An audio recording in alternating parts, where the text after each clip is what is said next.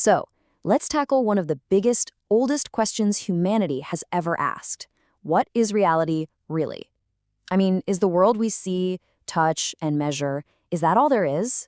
Or is there something more going on, just beyond our senses? We're going to dive deep into this. Just think about it for a second.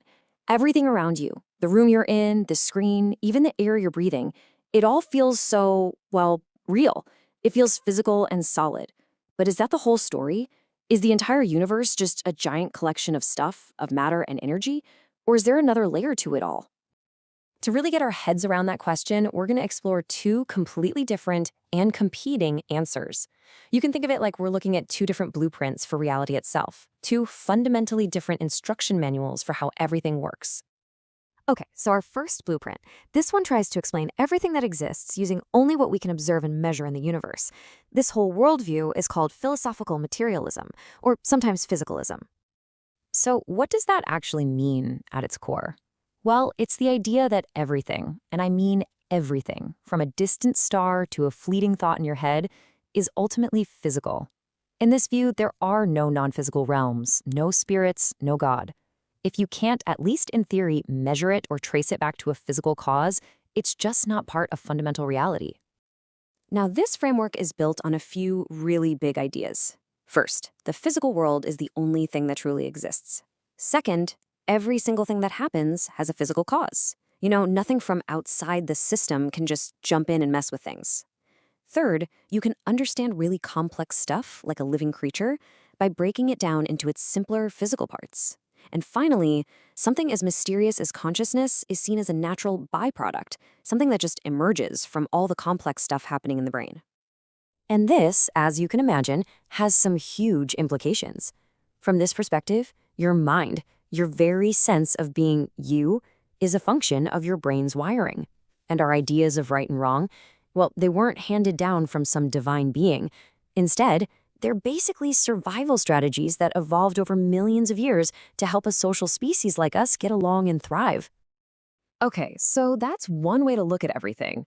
Now let's pivot and look at our second blueprint, because it paints a completely different picture of reality. This framework, which is drawn from the Quran, says that what we can see and measure is just one slice of a much bigger, multidimensional pie. The key concept here is something called Al-Ghaib, which translates to the unseen.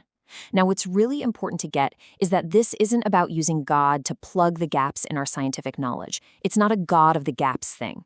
Instead, it's proposing that an unseen reality is a fundamental, real part of the cosmos, existing right alongside the physical world we know. And you can see how central this is right from the beginning. Belief in this unseen dimension is a cornerstone of this worldview. It's basically saying, hey, the universe you can observe with your telescopes and microscopes, that's just part of a much grander, more complex reality. Now, here's the really crucial point.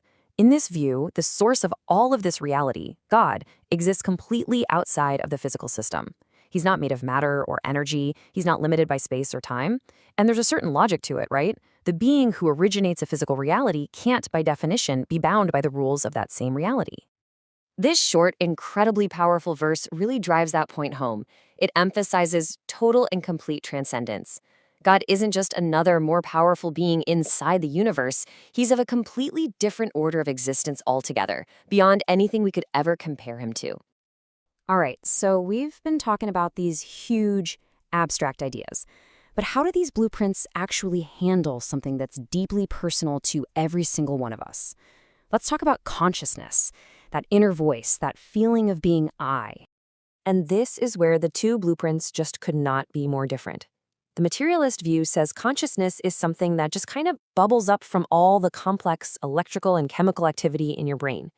But the Quranic view describes something called the ruh, a non-material essence that is your true self, an essence that comes directly from a divine source. This verse, talking about the creation of the first human, really anchors that idea. It suggests our self-awareness, our core identity, isn't something that just randomly appeared from matter. It was a deliberate, distinct gift from the Creator, tying who we are to a non-physical origin. So this really boils the whole debate down to one single clarifying question. Is your brain creating you? Is it the source of your sense of self? Or Is your brain more like a highly advanced biological instrument, a receiver that your non-material self, your I, is using to navigate and experience the physical world? The answer you choose changes absolutely everything. Okay, so let's pull it all together now. What we have are two complete and competing blueprints for what reality actually is. One is built exclusively from physical parts, while the other weaves together both the physical and the metaphysical. Let's just walk through this side by side. First up, reality itself. Is it only physical, or is it both physical and metaphysical? Then, causation. What makes things happen?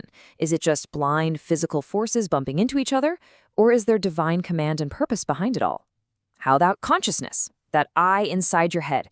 Is it just a product of the brain, or is it a non-material spirit? And finally, purpose. Is it something we have to make up for ourselves, or is it built into our very existence, given to us by a creator? You see, these are not just some abstract philosophical games. The blueprint you accept as true fundamentally changes how you see yourself, your purpose, and your place in the entire cosmos. So the final question, the one we'll leave you with, is this. As you look at the world around you, and as you look inside at your own experience, which blueprint truly defines your reality?